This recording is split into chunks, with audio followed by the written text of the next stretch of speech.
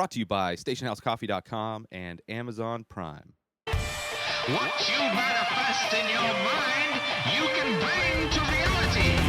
Bad Education, movie streaming now on HBO. I'm not sure if it's an HBO production necessarily, but I did watch it on HBO, and it was good.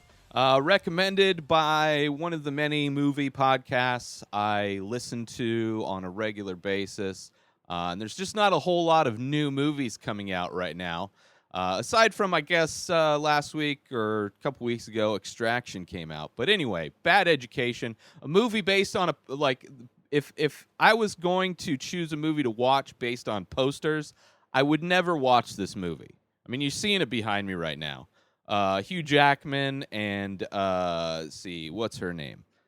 This is horrible. Yeah, it's not even. I don't know. Anyway, great movie though. It was a great movie. Basically, it's about these superintendents at a school district in New York who get uncovered. There's a big embezzlement scandal going on. Uncovered. By the way, based on a true story. Spoilers for real life. It was uncovered by the school newspaper, picked up by major newspapers, but the story was broke from the school newspaper about just this crazy embezzlement thing where like tons of money, tons of people were taking money from the school district. First off, this movie, I mean, it's interesting watching a movie based on, school attendants, like a universe of people that I know nothing about. Aside from going to school, all the office stuff and what the other people do that are like above, principals and teachers and stuff. It's like, I have no idea. But I enjoyed this. The nice thing about movies is you get to experience one of the infinite ways you can experience the universe in modern times. And one of those ways is to be a school attendant. And like so many things, when big money is involved, you can find a lot of corrupt people. And this one is no different. Basically rolling things into a budget based on nothing. It's kind of interesting just to see how the embezzlement stuff plays out. Like I never watched the Big Sick, the one about the banking crisis. I never watched that. Sometimes a lot of these movies I'm not a big fan of necessarily, just because it's like it makes me feel bad in many ways when I see somebody taking advantage of a situation to get rich, like just to live a wealthy lifestyle, like taking money away from what could go to kids. So the thing is, they're building this skyway. This like big bridge that's going to connect one side of the school to the other. It's like this big, giant project, $1 million project that's going to happen to like this school. It's up and coming. They're like number 4 in the country or whatever, and they're going to put themselves over the top with this big, gaudy construction thing that shows nothing about their educational ability. But within that, so there's a news reporter for the school newspaper who's doing a quote-unquote fluff piece on this skyway that's being built. And in her investigation, she goes in and she's like looking at the bids that the contractors had, and then she starts looking at, all these public record stuff, and then she starts seeing that a lot of these companies, her and her dad sees her working on it. He's like, this is crazy. Let me help. Let's call these businesses. Let's find out what's going on. And they uncover craziness. The way this movie was filmed, the acting, everything, I really enjoyed this movie. It's crazy that like a movie literally on the cover, the poster, no desire to see it. Like marketing for this movie, non-existent, non-relatable, probably the worst marketing you could have for a movie. Even the name Bad Education, it kind of makes it feel like it's one of those bad teacher, bad parent kind of like bad comedy movies about people that are just horrible people. This not as much. I mean, this is more dramatic. and you just get to see. You get to see people fall, which is kind of nice. It's kind of nice to see people who've been taking advantage of systems and people and taking money away from kids and schools. It's nice to see them fall.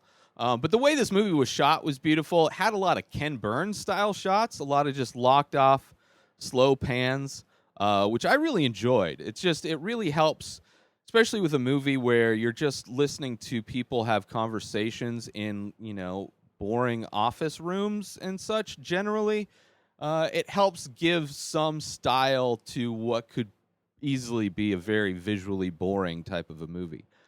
So I enjoyed the Ken Burns kind of pans and tilts and things. But really, the movie, I enjoy the power that this movie is an example of, the power that real news and real reporting can do. Not like entertainment news, like when you turn on all of the news networks where they're just trying to pump their ratings so they can sell more ad space. Like they just want, to show that they have big numbers so they can justify charging all the brands the things that they do. And if their numbers go down, brands get the ad space for less money. That's why Super Bowl commercials cost so much, because so many people watch the Super Bowl. I'm not talking about that kind of news. That's bullshit, entertainment, propaganda type news. I'm talking about like people that aren't reading off a teleprompter, like regurgitating the same thing passed down from corporate in all of their broadcasts. I'm talking about somebody that goes and does research and actually does like investigative reporting. And the power, because this movie shows, I'm sure the real life version, there were more than just one person involved in the as far as the students, being a school newspaper. I'm sure more people were involved. But in this movie, it's one person doing this investigating and uncovering all kinds of fake corporations, how different people... And it starts off with one person, and you think it's like, oh, shit, like this movie's about this one person. But then you find out that, like, that's just the tip of the iceberg.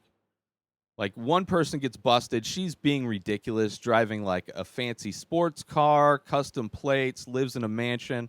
You see her son buying construction supplies, so it like kind of tries to fit in with the idea of their budget buying. It's like the more like as the movie goes on, it uncovers more and more about how corrupt this whole system was, and how it changed. I don't know how much it changed, but I have to imagine all the people that were taking advantage. Which at the end of the movie, it talks about how much money was actually taken, and in total, it was about $11 million through many people involved in this school administration.